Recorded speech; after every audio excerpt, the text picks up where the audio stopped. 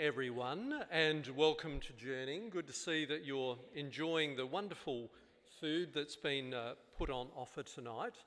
I welcome you to this, how shall we say, rather more intimate grouping than we normally have, courtesy of Mother's Day. All those mothers out there probably being pampered, but we are an intimate grouping tonight, and I think we've got something very special in mind and that we'll be covering.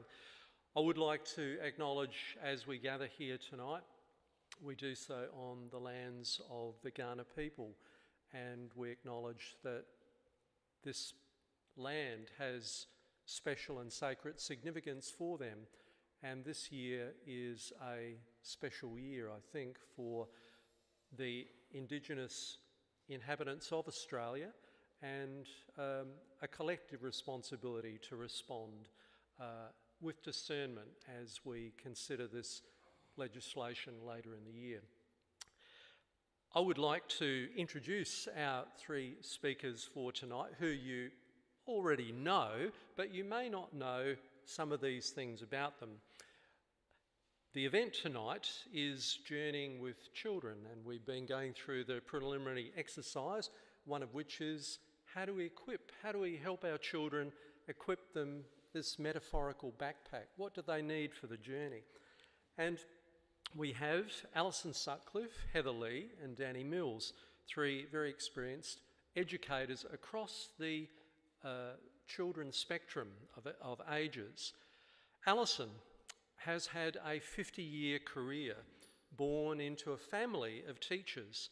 She started teaching in 1965, 10 years in the education department, and there were a number of very significant years, 1969 to 72, with the Theberton Infant Demonstration School, where she came to an understanding of the true value of play in children's learning. Very critical thing, Allison spent 8 years as the first educator of her own 3 children, a year and a term at Pilgrim School, 32 years at St John's Grammar, followed by 2 years as a course writer in the area of literacy and art for a proposed degree course in early childhood education at TAFE, a wealth of experience. Heather Lee has worked as a teacher for 3 to 14-year-olds for over 30 years in preschools and private and public primary schools. Beginning in a Montessori school, she has since been a classroom teacher for all junior primary year levels and taught specialist science, choir, and particularly Indonesian. She's also taught Indonesian to adults at the University of Adelaide. Her recent master's degree in language education has supported her belief in the importance of movement in engagement with language learning activities. She is passionate about making formal education as inclusive as possible and about helping children develop key life skills. She incorporates in her work stories, movement, play, music, and the natural world, among other things, while she teaches. She is the proud mum of 2 brilliant adult children, and she's also learnt a lot from the man who's always behind the desk, Tim, as he has introduced her to the world of permaculture. Loves being out amongst trees and birds, loves singing, and please do not feel at all inclined to tell Heather who won Eurovision 2023, because she wants it to be a surprise when she watches the replay tonight. Danny Mills is our third presenter tonight, and Danny has given a very brief overview of his background. A man of few words, but you'll hear more from Danny tonight. Father of 3, who we delight in seeing many weeks. A high school educator of 12 years. He's here to speak about how we can best prepare children to become good adults. And I thought this was very thought-provoking. Remember, you're a child for 18 years and you're an adult for, well, hopefully another 70. So we need to raise good adults, not good children. We have 3 amazing speakers who it has been my delight to work with individually and in groups.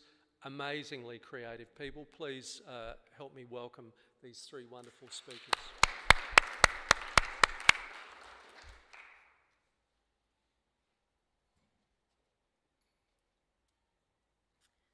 I might just turn it this way a little bit, if that's all right. Does that exclude you, Nancy?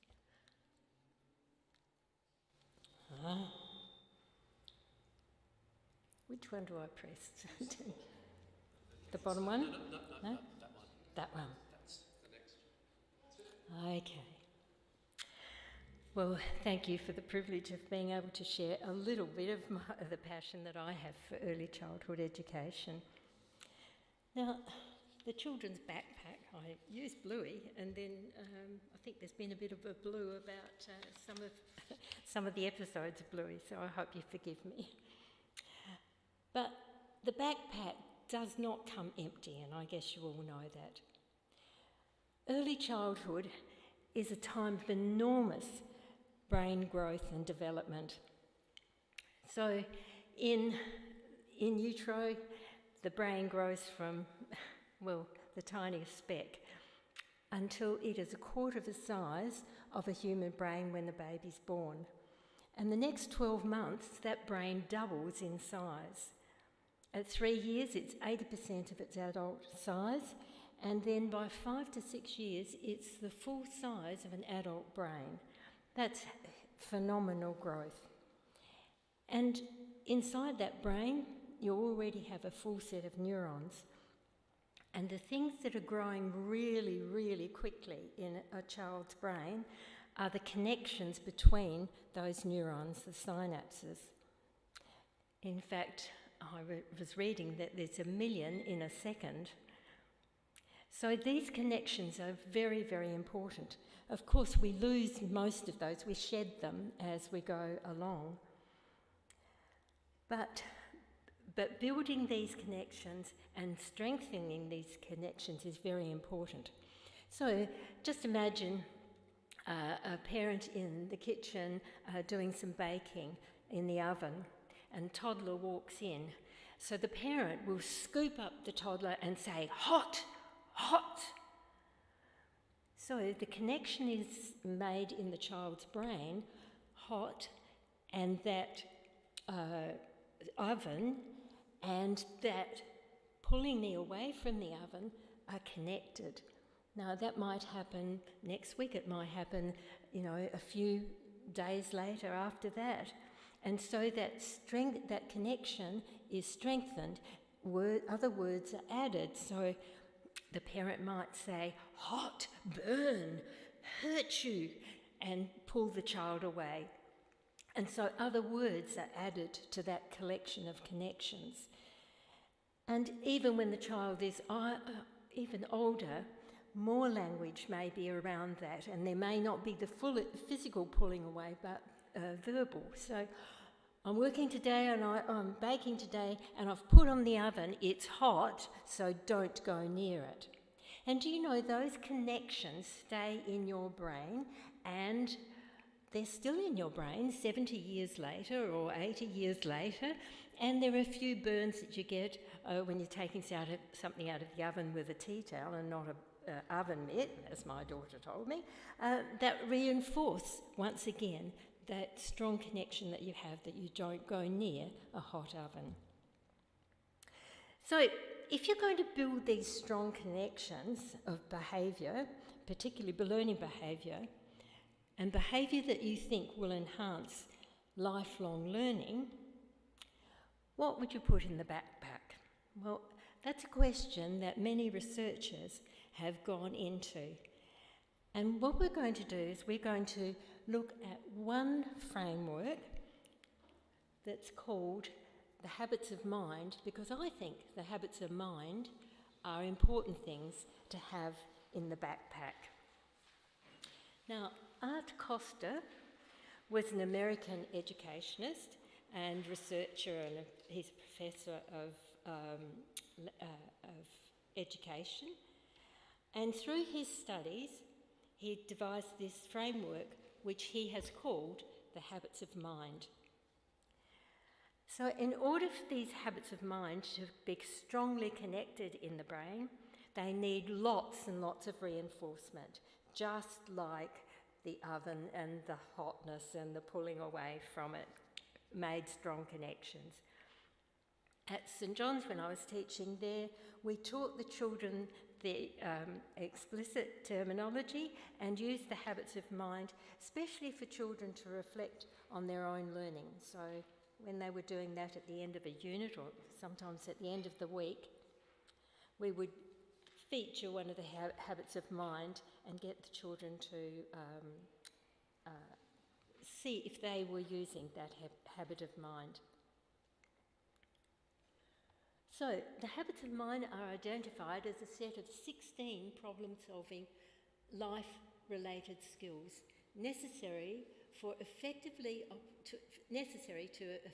operate in society and to promote strategic reasoning, insightfulness, perseverance, creativity, and craftsmanship. The understanding and application of these 16 habits of mind serve to provide the individual with skills to work through real-life situations that equip that person to respond using awareness, cues, thought, and intentional strategy in order to gain a positive outcome. Now, oh yeah, that might be, yeah, good. Okay. So, you'll have the opportunity to have a look at these habits of mind, and I'm not going to, in the next little bit of time that I've been given, have the opportunity to discuss all of these.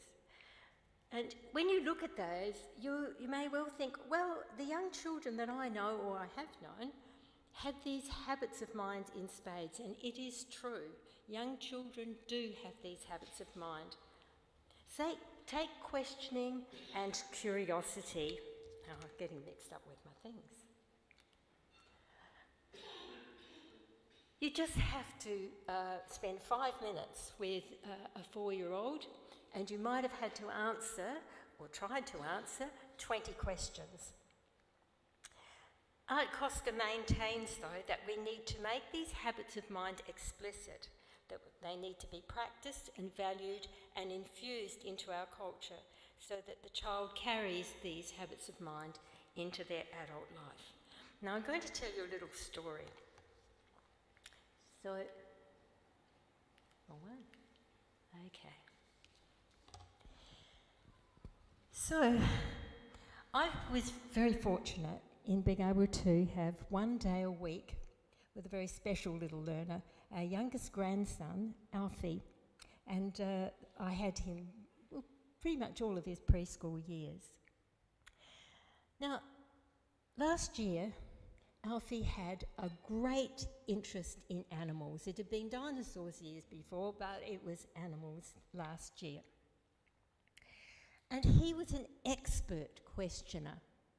So one of the things that he used to do, he used to come with a big container every Tuesday morning that was full of plastic animals. And the first thing he wanted to do every Tuesday morning was sort those animals. And so he'd get me to get out big pieces of fabric. And so on the dark blue fabric, he would put all of his animals that were ocean-going animals. And there'd be a light blue fabric that he'd put out, and all the animals that like living in rivers or swamps or marshes or whatever, they would go on the light blue. And there was an orange one, and that would be all the desert animals, and there'd be a green one, and that would be all the farm animals, and so it would go on, and so he would sort like that. And so one day, he picked up a giraffe. Now, he knows quite a bit about giraffes because the family had a zoo membership, and they went to Monarto Zoo quite a few times. And so he picked up the giraffe and he looked at it, and he was looking at the patterns. And he said to me, "What patterns do giraffes have?" And he was meaning, do they all have the same sort of patterns? Well, I didn't know. So we went to the trusty iPad, which I had to often resort to with his questions. So this whole little episode, this little story, starts with his questioning. So then he wanted to do some drawing. And, of course, he was drawing... there are all the questions, all the patterns, by the way. So for every region, there are different patterns on the giraffe. I hope you knew that, because I didn't. Okay. So he started drawing giraffes. So I said to him, would you like to make a toy giraffe? And he said, oh, how would you do that? So I described to him what we would do. So we got his drawing and we made a pattern. And we put the pattern on 2 pieces of calico and we cut it out. And then I did the sewing for it because he's quite an expert sewer, and he'd made this cushion a few weeks before that. So, but making cushions one thing, sewing a giraffe is another one. And so he took ownership of all the stuffing, he took ownership of doing the pattern. And so by lunchtime, Giraffe had been born.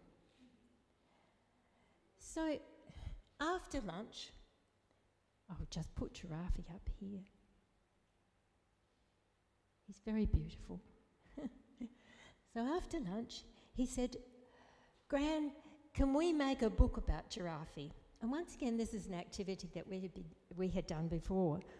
And so I said, okay, that's fine. So out with the iPad and down into the garden. And he started to make this story about Giraffe. Now, wrong thing. Here we go. Okay. So Giraffe did a number of things, and then he wanted to drink. And so where else do you find a drink but in the creek?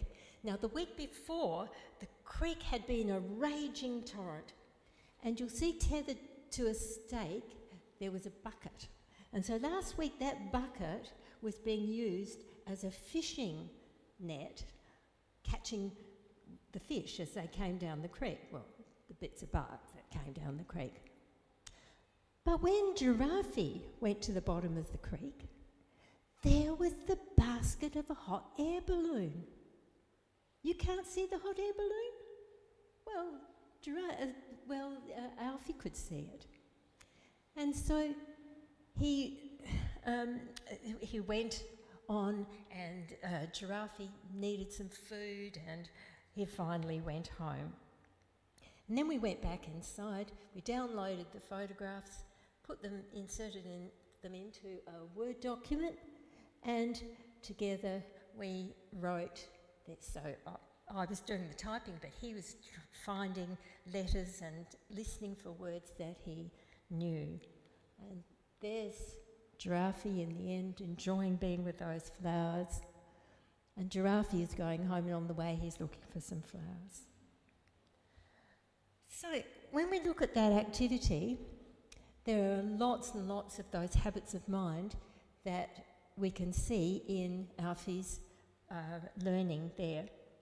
Of course, we can look for specific outcomes. We could say, yes, he's made the toy, he's made the pattern, and he's made the book. The book is here if you're interested. But what I'm interested in is the way that he learned. What habits of mind was he using? And so when we look at the one about having awe and wonder, Alfie had looked at giraffes in so many ways. Real life ones at Monarto, he had looked at pictures of them, and he had a real awe and wonder. And I defy anybody to go to Monarto and look at a real giraffe looking at you through a bus window and not having some awe and wonder. Alfie was creating, obviously. He was creating, imagining and innovating. And he was gathering data through his senses. He wanted to do his story in a natural environment because he knew that's what a giraffe would like. A giraffe wouldn't want to be inside. And So he was applying past knowledge, which is all the knowledge that he'd accumulated about giraffes he was using in this little project. So it's important that we recognise and reinforce positively these learning behaviours. Now, at school we used to get the kids to write about that, but you can't ask a 4-year-old to write about it. So the conversation that I had with Alfie is very important as we're going along. So I'm got in my mind that I'm trying to reinforce some of these learning behaviours. So I might say, aren't giraffes amazing animals? What do you think is the most amazing thing about them? So, yes, tapping into his sense of awe and wonder. And then you get acknowledging that he's applying his past knowledge. You remember a lot about the patterns on giraffes. You must have really looked at them carefully when you saw them at Monarto. About that link with nature. I think choosing to photograph Giraffe eating real leaves and flowers shows that you know that he's a herbivore. And when his mother arrived, "Hello, Mum. Alfie wants to show you the toy and the book that he's made today. He's so creative with lots of wonderful ideas." And so I might say that, but the kindy teacher might say, "Wow, that's a creative idea, Alfie." And his parents would say, "Oh, wow, we love that drawing, that's so creative," or "We love the way that you're thinking about that, that's so creative." And so lots and lots of reinforcement from lots and lots of people, and hopefully Alfie will go into life thinking, I can be creative, I can be a creative thinker and problem solver. Right, well, he did apply past knowledge to, I'll just show you this quickly, because the next week he wanted to make a bigger version. Now, he was a bit worried because Giraffe, number one, didn't have a mane, and he had to draw the mane on. So he's very particular, and this one does have a mane. And it also has a refined head. It even has horns, and it has an ear.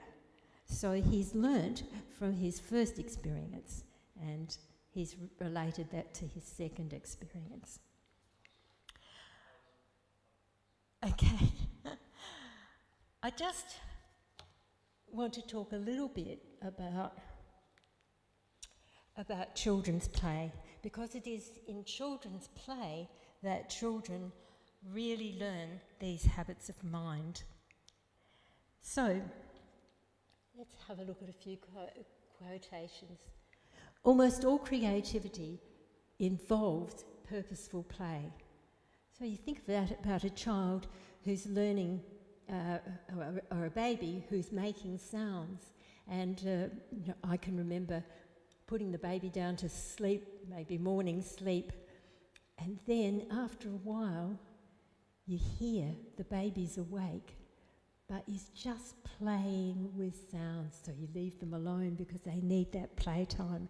And that's all reinforcing the sounds. They're trying to be more precise in the way that they're making their sounds, and they're learning through that play. But of course it's not only for babies play. We should all be a bit more playful. Play is not frivolous. It's not an add-on. It's a vitally important part of a child's life. It is brain building. Whenever children say, "Let's play pretend," a new landscape of possibilities for learning is revealed. When children pretend, they try on new feelings, roles and ideas, and they stretch their minds along with their imaginations. And Montessori's famous saying, "Play is the work of children." And play also helps with intrinsic reward. This is when a child knows for themselves that they have been using a habit of mind.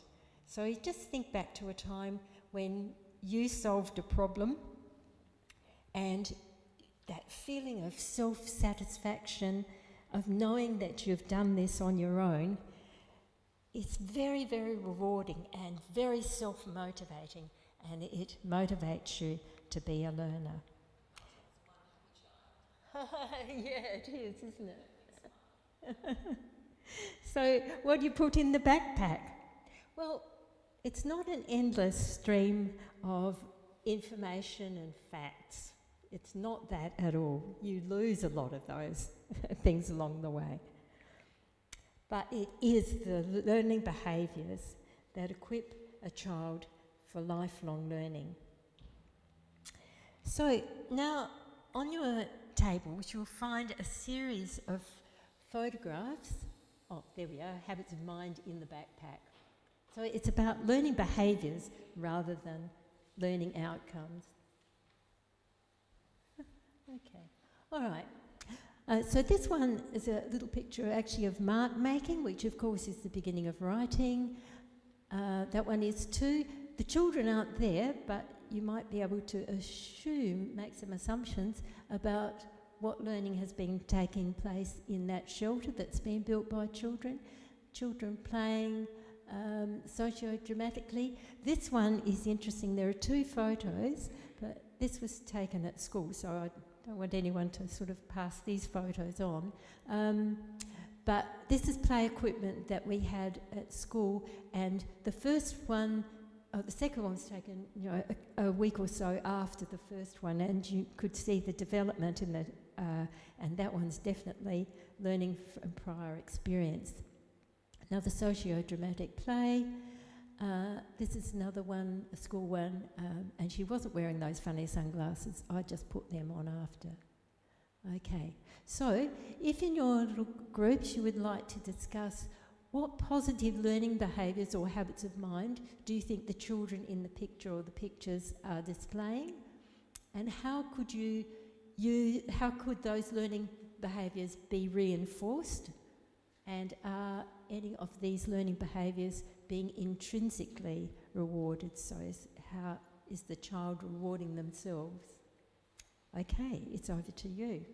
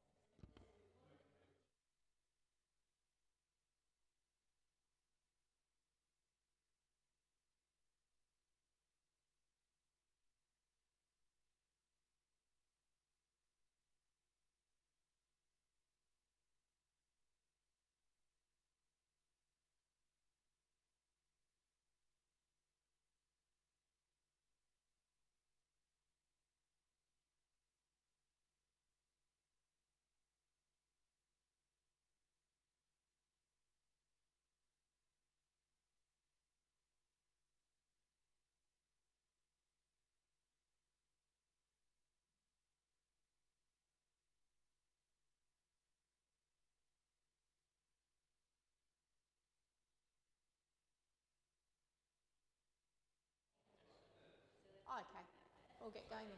Yeah.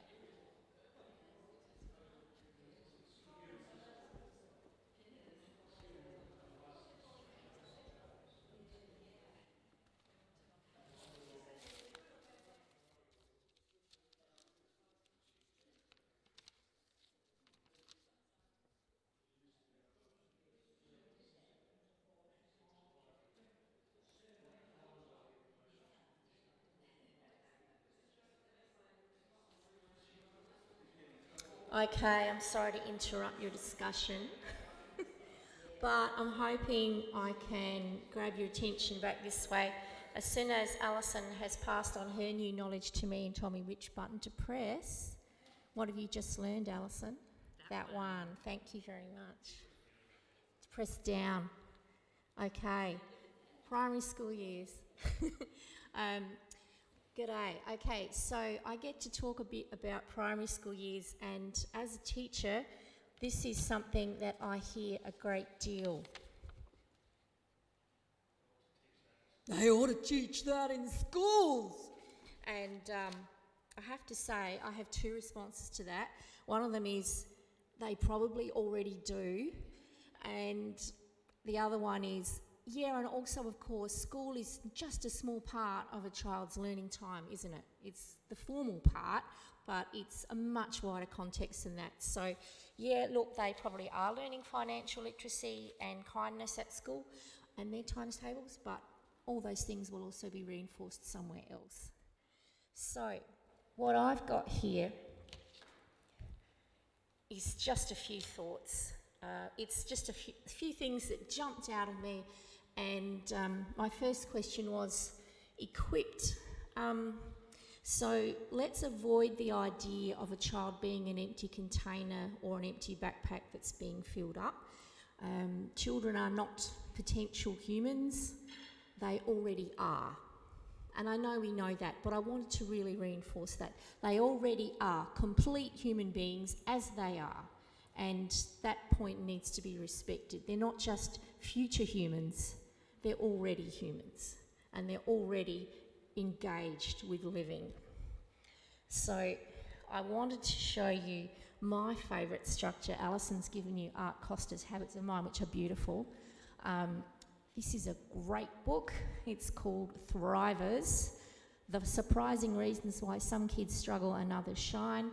It is very evidence-based, and it's got lots of lovely things that you can do with your children or grandchildren to help them to develop all sorts of skills and dispositions and approaches to life and learning that will really help them along the way. So I thoroughly recommend that book, and I'm not getting any commissions from it.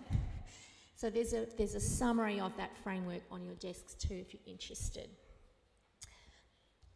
So I'm just going to pick on a few things now. Oh, okay, for reasons I don't know, you can't read those very well. The top banner says self-regulation, and sometimes this comes across as something called self-control, but it's more than that. So I had a child come up to me and say, "Well, Heather," that's what they call me, "Well, Heather, she's being mean to me." Why is she being mean to why? What are you saying that? Oh, apparently this child had told her that she didn't want the child to shout in her face. She said, "Don't shout in my face. She's being mean to me." Actually, that's not being mean. That's telling you with her calm words that she doesn't like what you're doing, and it doesn't feel nice when somebody tells you things like that because you realise you've made a mistake. But that's not being mean. When somebody gives you some feedback and you feel uncomfortable about that feedback, you know and I know that that's just discomfort about getting some feedback. But it's amazing how many adults don't differentiate between assertive feedback and someone being aggressive, because the response is the same inside. Discomfort, knotted stomach. And you might want to respond with aggression, push back. So one of the things the kids learn at the school where I work is something called zones of regulation. It's just about understanding how your body is when you've got certain amounts of energy. You might be a bit low, you might be sad, sick, bored. You might be a bit wound up. And so I can model to the kids things like, oh, got butterflies in my stomach. It feels a bit funny here, and I'm a bit shaky and my heart's racing. I think I'm a bit worried about something. So the children learn how their body is feeling, how that might relate to a particular emotional state, and then really importantly, what to do with that. And that really equips them to engage with life in a way that helps them to not only learn but to be okay with other people. So what you've got, I tried to draw a picture of two people in their whole bodies with their brains, but I struggled, so I just left the heads. What's down the bottom in the banner there that's hard to read says embodied cognition. So that's about your learning experiences and your recall being done with your whole body. So Allison talked about engaging with all your senses, that you're not only learning with all your senses, your proprioceptive, your sense of where your body is in space, your touch, your hearing, your visual, but also recalling and processing information with your whole body. So one of the things we are learning as teachers is that some kids are going to need more than others to move when they're learning. Small movements, sometimes larger movements, but everybody needs to move sometimes. And sometimes community co-regulation is going to happen where some of us support others to regulate ourselves, to manage how we are feeling, and give each other space to learn how to do that. And that's, to me, something that we can all learn to support our kids with. And if you're interested in learning about self-regulation, I can also give you some info about that. Does that make sense? Am I making sense? Okay.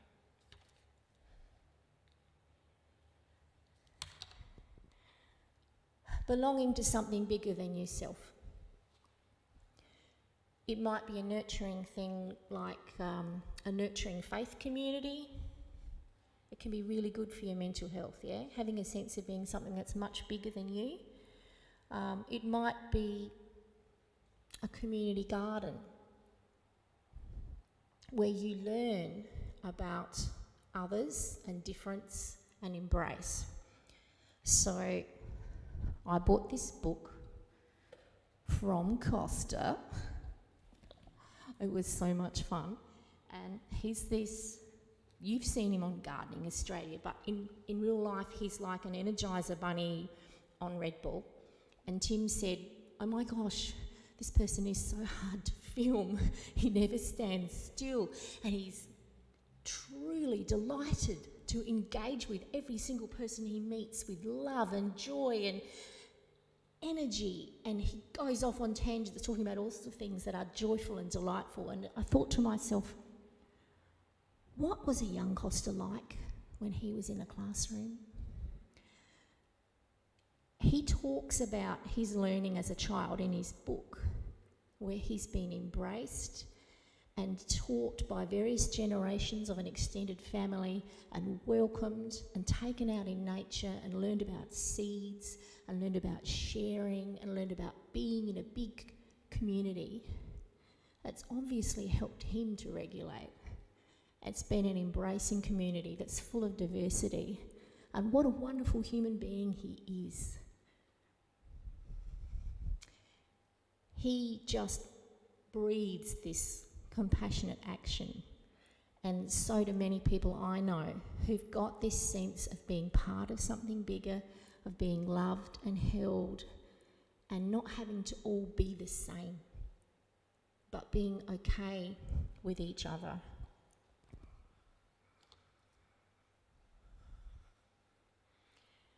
I know there are some people in this group who are involved in things like community gardens and community groups that do stuff together with intergenerational groups, and that's really precious. Okay, Integrity, love, justice, ethical decision making. In my opinion, this is an important thing for a person to have. We need to be role modelling it. And one way we can do that is make it really clear how we make decisions.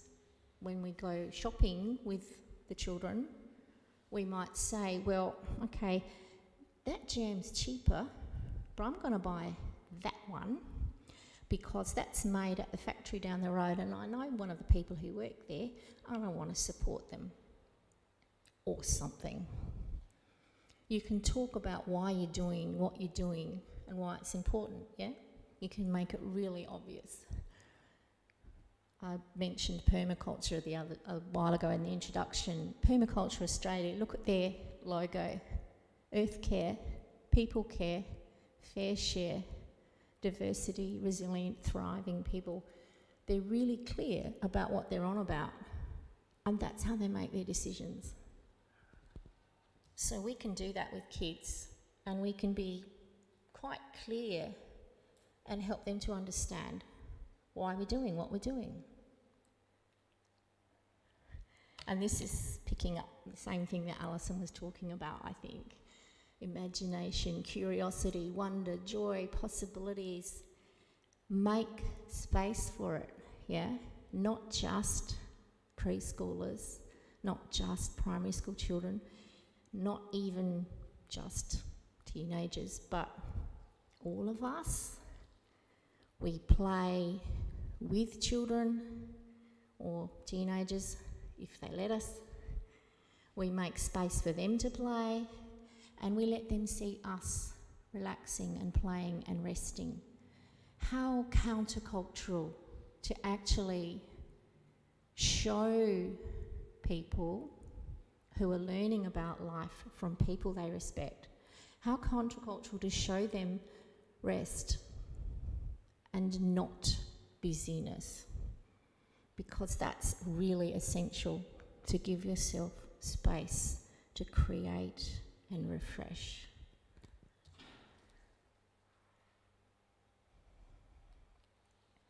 Okay.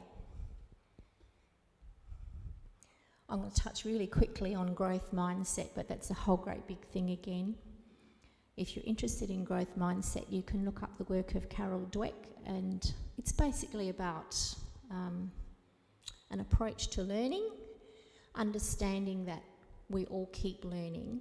And I think a lot of us, when we went to school, we kind of, you have an IQ, yeah? And you're either smart or you're not. And you're either going to learn things easily or you're not. Now we know that actually lots and lots and lots of skills can be learned. You can grow your intelligence. It's not fixed. And you can be okay with making tons of mistakes,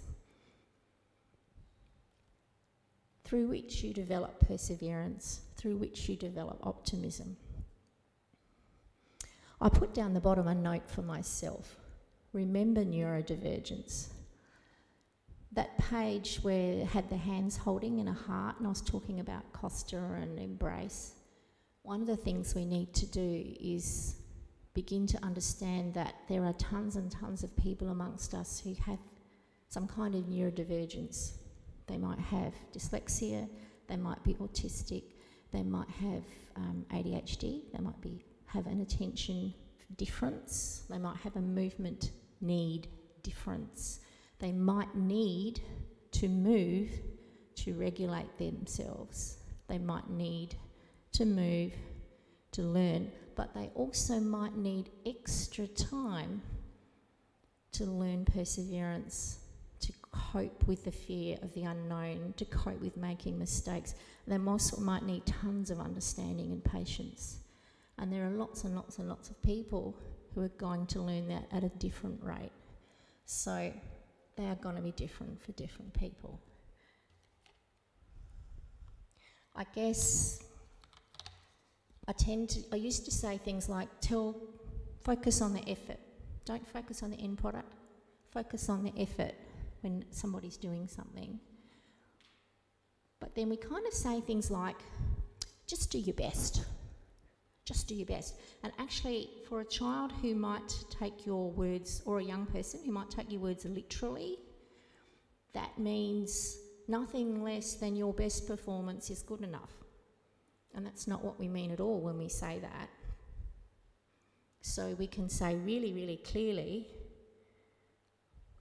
try hard, put in a strong effort, and we can give them an idea of what our expectations are so that they can see that perfection is not the goal.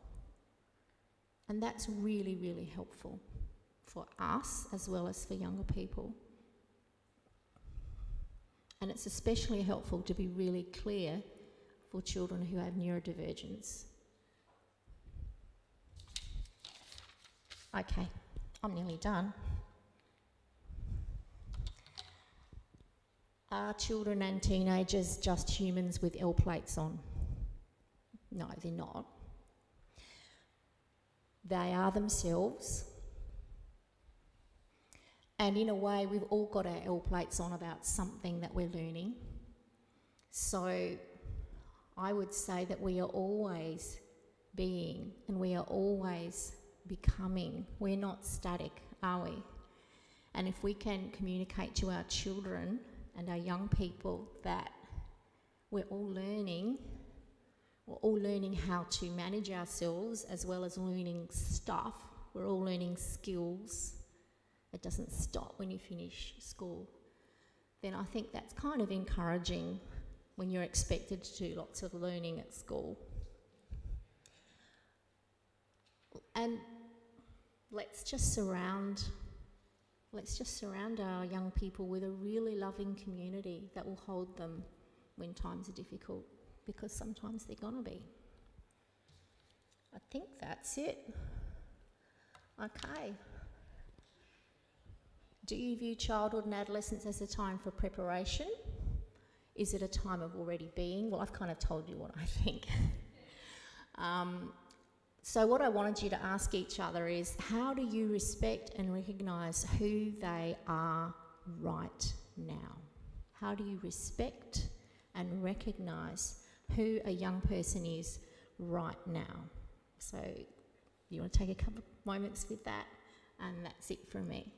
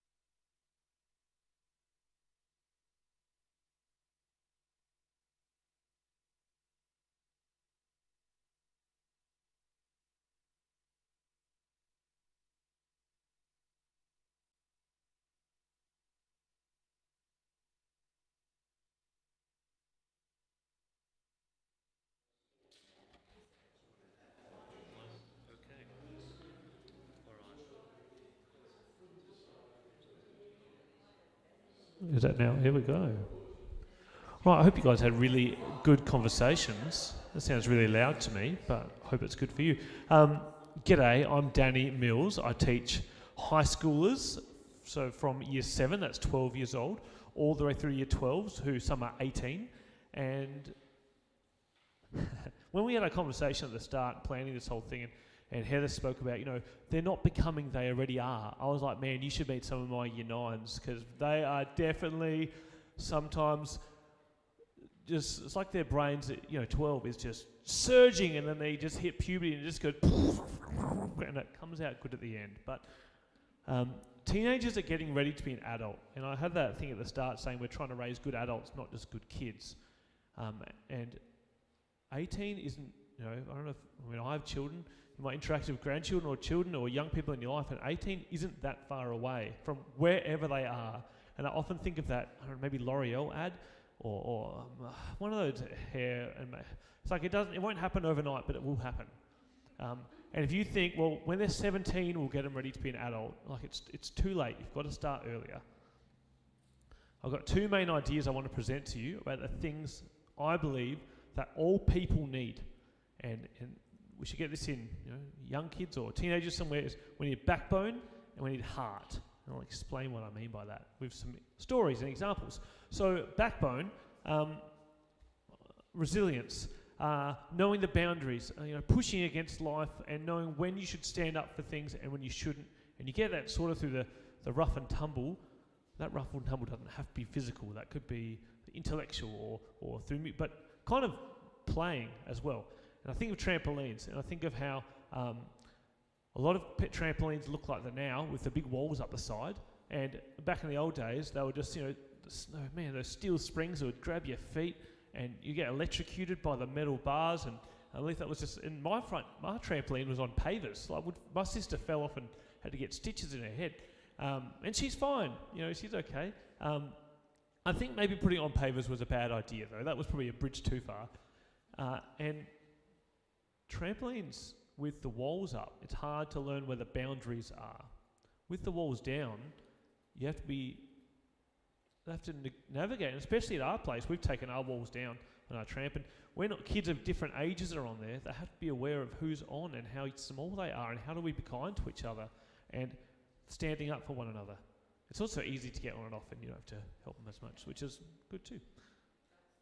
Another one is playgrounds, and man, I don't know if you remember playgrounds like this one over here. I tried to find the craziest looking playground I could find, and that looks pretty crazy. But often they're now on softball, and there are guardrails up. And what I see is when kids go, they still climb all over the top anyway, because they like risky play, and they like to develop a backbone and show I can do hard things. And this is actually just down the road, treetop playground. And I'm seeing a positive movement now towards more risky playgrounds. Because we need kids to take healthy risks. The next one I've got an idea is playing radius. I'd love you in your table to talk about when you were a kid, how far away from home were you allowed to go without an adult? So if you can remember how far away from home, I'd love you to share with the people around you.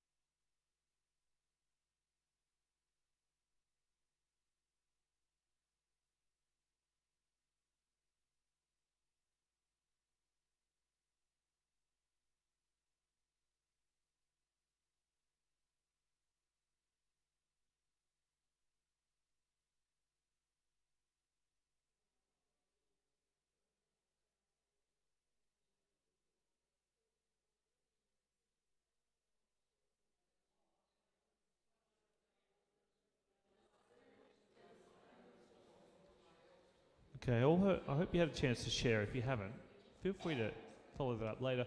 My only story about this is I remember being 7? No, I must have been 8. I was in church in Moorabbin in Melbourne, and myself and my younger sister, who would have been about 3, our job every week was to walk down the 2 or 3 blocks with $1, buy a litre of milk, and walk back to church. And it only cost 98 cents. We can get 2 1-cent lollies as well. And because my sister was so cute and I got her to pay for it, we'd usually get 3 lollies, and I'd have 2 of them and Rachel would have 1. So sweet deal. And we'll get the milk and we'll bring it back for the tea and coffee for church. And we did that by ourselves. And it was, we had to cross a couple of roads, but they were just side streets. And maybe there was an adult watching us from church, and maybe there wasn't. Mum walked with us the first couple of times. And it was just that, you can do that. That's okay. Well, I feel like now, with my own children, we live on a really quiet street, and we don't have a front fence. And we've taught our kids to not play on the road until they're a certain age. So sometimes they're in the front yard just sort of pottering around, and we'll be in the lounge room maybe reading a book, maybe, have an eye on them some of the time. And we've had people who've taken them and brought them to our front door and knocked on the door and delivered them to us. And we're like, well, thanks very much, but we're all over it, no worries, it's all good. And there's that sort of, children have to be watched at all times. And I'm kind of abreast of all the news, and there's even been people over in Canada who've been reported for their kids playing unattended in the backyard. And that's a real danger. Society's heading that way. We need because I want our adults to be able to travel the world, or apply for jobs by themselves, or even just order a hamburger at Macca's without mum or dad helping them. And we've got to have it doesn't just happen. We have to help kids get there through healthy risk taking. So we need kids to develop resilience through struggle. I gave my Year 7s an assignment last year, and it was a no-tech assignment. I said, from go to woe, you've got to do your research, your ideas, your writing, and your bibliography, all by hand on posters. And you got to get books from the library. And they were like, oh my gosh, this is so hard. We can't Google it. We can't use an automatic bibliography generator. How do you write a bibliography without the automatic thing that does it for you? I'm like, you just write the author and the date, etc., etc. And at the end of it, I said, was that better or worse? And they all said worse. It was way worse than using a computer. And I said, good, right? I'll be failing as a teacher if I did not bring struggle into your life. Because the only way we become resilient is through struggle. And if I made your life through school plain sailing, I've failed. And they were thought about that. And they said to me, Mr. Mills, if next time you do this, if we all fail, will you stop doing this assignment? And I said no, but I like that they thought about it at least. They showed some thinking. Perceived versus actual risk. Driving cars is dangerous, but no one thinks it's dangerous. Going on a high ropes course is actually really safe, but it feels really dangerous. There's that perceived versus actual risk. And it's important for us to help young people. We want to help them to have risky behaviour, but we as the elders and the adults need to try to guide them towards perceived risk versus actual risk. We don't want to be like, yes, you should definitely drive cars while, under the influence of alcohol. That's actually risky, and we don't want our young people doing that. But they will if they don't have any other risky behaviours in their life that feels that energy. I did a lot of water skiing in my youth, and I think that filled that sort of risk behaviour for me, which meant I didn't need to, go out drinking and driving at the same time, or what have you. Get them ready to stand up for themselves. That's that backbone. 2 quick stories. I love positive stories about the United States because we get a lot of negative ones. There was a story about a kid just last week. He's 12. And the school bus driver collapsed, had a heart attack or fainted, and the kid, 12, got in that bus driver's seat and stopped the bus and saved all those kids' lives, or at least serious injury. And that's a kid with some real backbone, and that's awesome. Another quick story is and not a happy one. I've got friends, and in 1 year, now they were all around about 18, but in 1 year, all their grandparents and their parents all died. It was very tragic, and all of a sudden, they were left running the family farm. Or selling it, and they had to do all those decisions at 16, 18 and 20, the 3 kids, and they had to. There was no one else, and they had to be ready for that, and they were, because their parents had done a really good job, getting them, not because they knew that was coming, but just they were good parents. But you never know the future, and we've got to have people ready. I'm going to skip that, so we have questions at the end. Going last is wonderful, but it also means the mercy of my... I could have listened to you guys all day, but also we couldn't because we've got to finish. Heart, the other side. If we're just all backbone, we're kind of like a 1950s bloke. And if we're all heart, we're a pushover. We need both. So heart, I've got here, to practice kindness, wonder, awe, and rituals. You guys both spoke about wonder and awe. A couple of stories. Some rituals and a kind of a weird thing we do in our family. We have Sunday breakfast together, kind of, every week, and it's a cooked breakfast, bacon, eggs, hash brown. And when I play music at church, that's quite a rush to get it in, but we do it anyway. Instead of just doing cereal or toast, what have you. It's just a nice way for our family. It's just a ritual. It marks out the weeks. We have rituals around birthdays in our family, and that we give our kids, we tell them, you don't get what you want from us for birthday. You get what will help you grow up to be a good man, because I have 3 sons, or a good adult.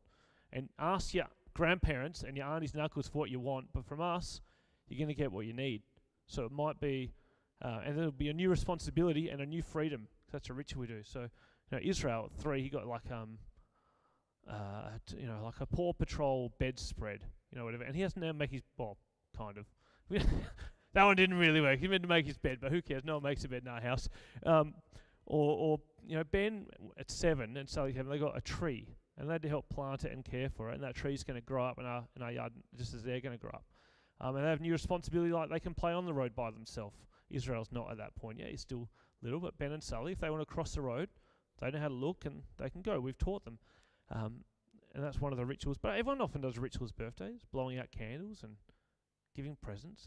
And observing those rituals is really important. And the last one, that's actually a picture from the smallest room in our house, in the loo. And we put photos up, or I put photos up. They're falling off now. It's been a while. I need to replace them. All around. My friend Dean comes around. He's like, feels a bit weird, mate. I'm on the loo and you're all looking at me. But the idea for that was I heard, I want my sons to know they're loved and that they're in a supportive family. And so they're going to spend a bit of time in that room. And while they're in there, they can have a look. While they're there, they'll be looking at the pictures and going, man, I'm in a loving family. And they'll have all these really happy moments of our great family holidays or what have you on the wall. And they're surrounded by, they'll just remember that.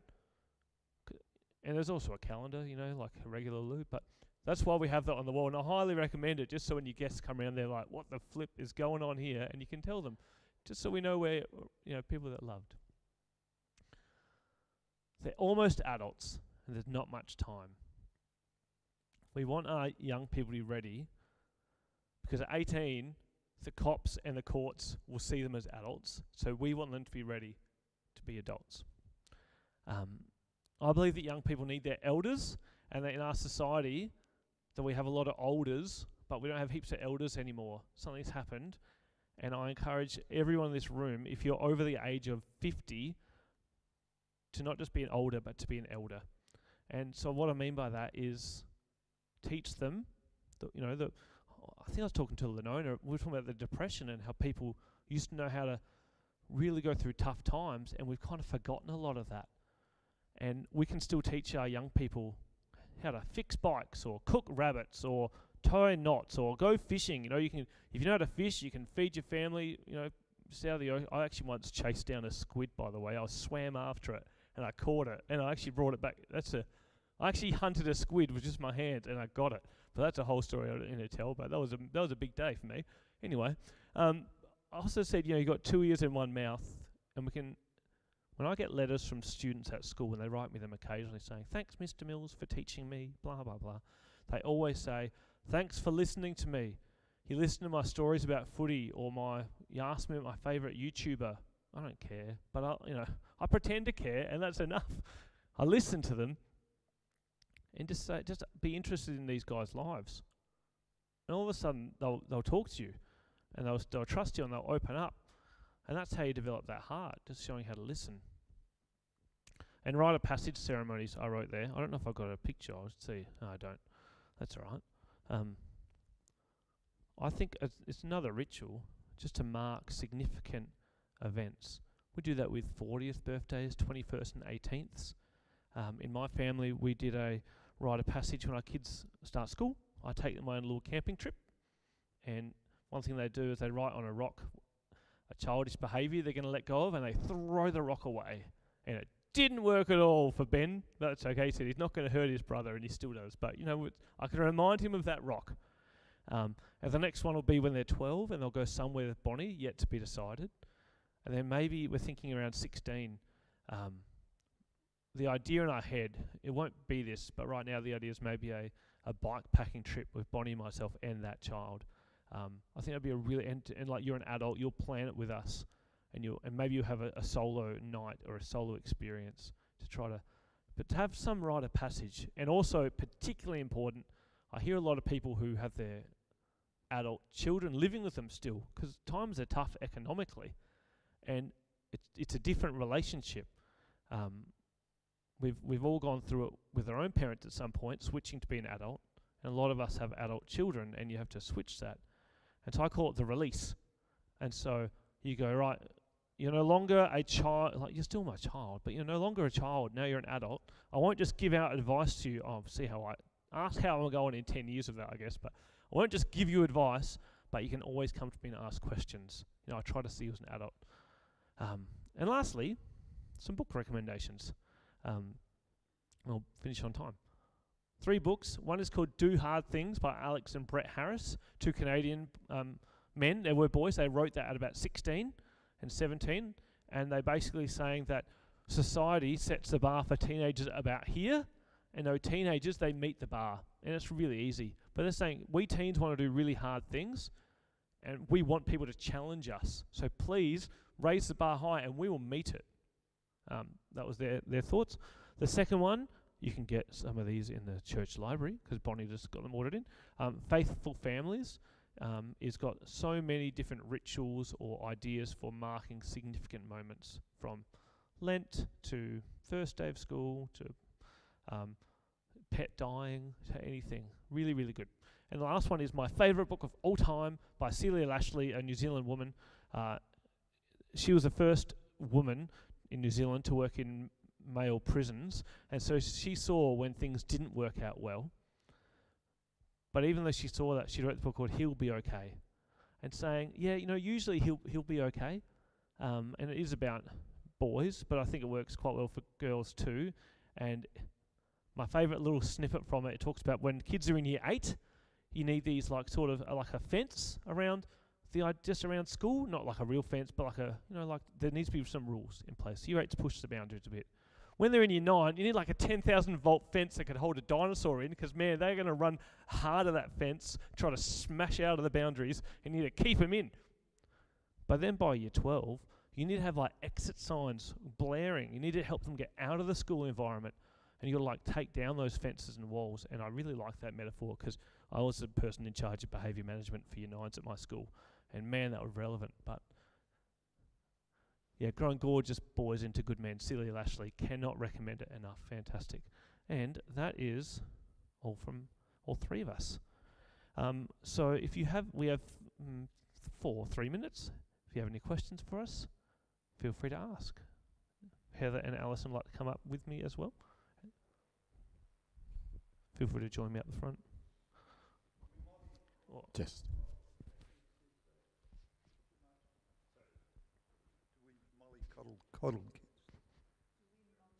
Mollycoddle kids too much today. Yes and no. Personally, I get really disappointed when I see people carrying their children's school bags for them into the school. If they're old enough to go to school, they're old enough to carry their own bag. That's their dignity. They can do it. Teachers get really frustrated with what we call helicopter parents, because they don't let their children struggle and fail, and the minute they've been told off for running away from someone at recess time or something, no, you shouldn't be telling them off, and they go, okay, it's all right. They're learning. They will make mistakes. Let them make mistakes. Let them experience the consequences of their choices. That's how they're going to learn. So yes, they do get a bit mollycoddled sometimes, and we push against that. On the other hand, perhaps not as much as we're led to believe. because there's tons and tons of fabulous things being done, like nature play, like allowing kids to fall over and graze their knees and all that stuff. There's not quite as much cotton wool as there used to be, I think. Yeah, and I haven't got anything to add to that. Are there any other questions?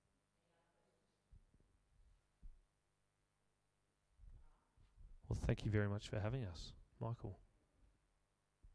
I was just going to ask, you've given just lots of food for thought with lots of different things ranging from habits of mind to the emotional, the heart, the backbone, all of these wonderful metaphors. I just wonder if each of you could just say perhaps the most, if there is a biggest thing that you would have liked to have known yourself as a child, something that you either know in your heart or know in your head early on in life that it became part of you, what would that have been? I would have loved somebody to have said to me before I was in year 11, when somebody did say it to me, you are seen and you are okay. I would have loved somebody to have said that to me a lot earlier. You are seen and you are okay. Oh, gosh. I find it's a long time since I was a child. I think so sometimes this is inadvertent, but when I was 4, we lived near at that time we lived at Clare, but we went for a trip to Mount Gambier, where my paternal grandparents lived, and we went for a drive around the Blue Lake. And I declared at the end of that, it's just magnificent. Now, that became a family joke, and my nickname became Mag for magnificent. So I guess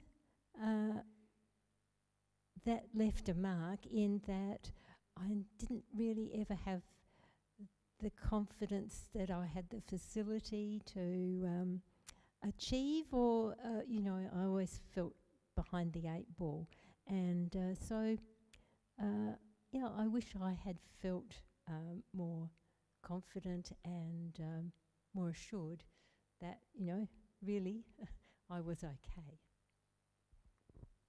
And if I could go back in time to talk to past Danny, I would tell him that most people are usually good. This is betraying my own church baggage. Even those who don't go to church are pretty much okay. Hang out with some people outside of the church. That might have been a good thing to learn. But yeah, most people are pretty much good and trying to do the right thing.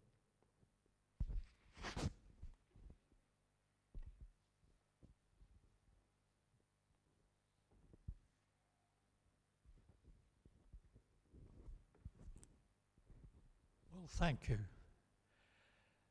My favourite book was called The Idiot Teacher. And the subtitle was, "The passing of exams is not education. Ask them something they don't know and see if they can find out." And in a sense, Allison, you dealt with that, with all your questioning and problem solving and thinking and applying past knowledge and imagining and innovating and taking risks and thinking independently. A wonderful summary in that sheet that you passed out. We saw a great play at the theatre last week, a one-man play about suicide, and sounds as if Lynn did too. And a superb actor who involved members of the congregation, of the audience, and asked one of them suddenly to be the son, and he was the father telling the 7-year-old son that his mother had committed suicide. And the only response the son could have was, "Why?" "Oh, because the car hit a tree." "Why?" "Because she was feeling unhappy." "Why?" And just why. The learning had nothing to do with information as such, but trying to understand. And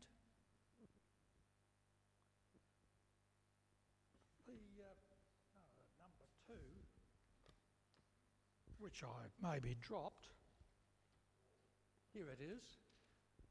These are the little things we had to start with, you see. And this was, I'm sure, this was Heather, because it talked about embodied cognition. I don't have one of those at home, but it was a lovely phrase.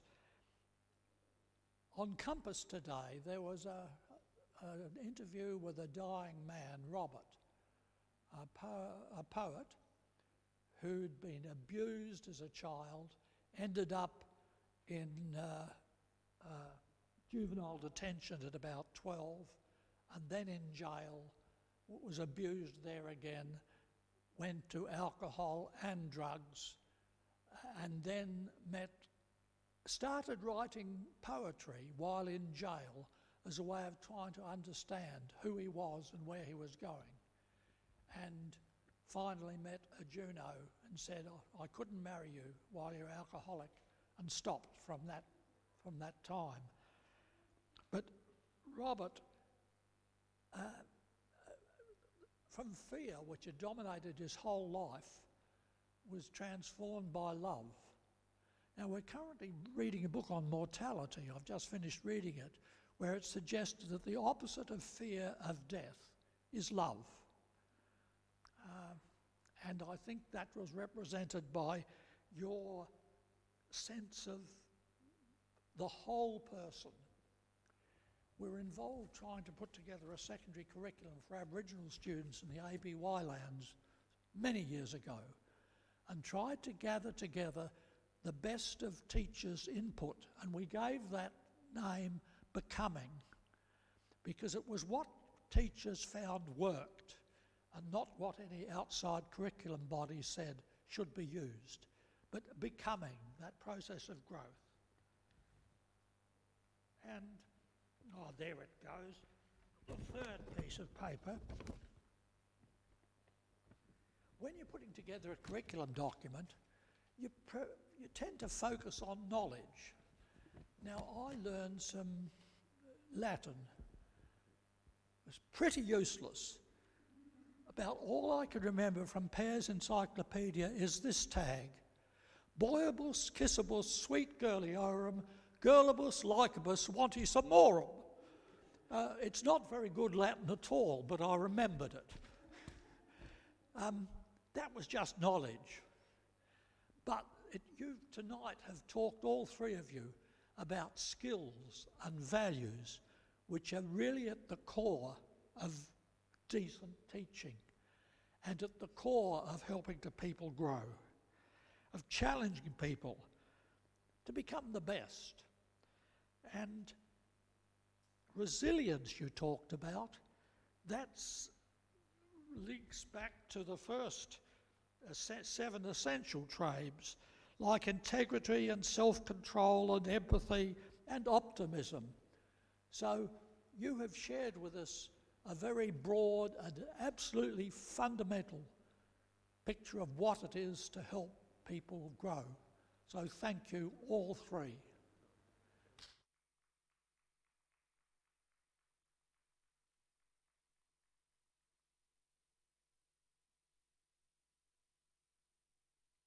One lolly each. Thank you so much. But we thought we could spare the you have to take one for Trevor. Now, and just a reminder that the second Sunday, 2 months from now, we'll be looking at journeying through generosity. You're going to have to remind me who's going to lead us in this generous night. Or how we're going to be led. Oh, Ian Hunter, who has been in Blackwood before.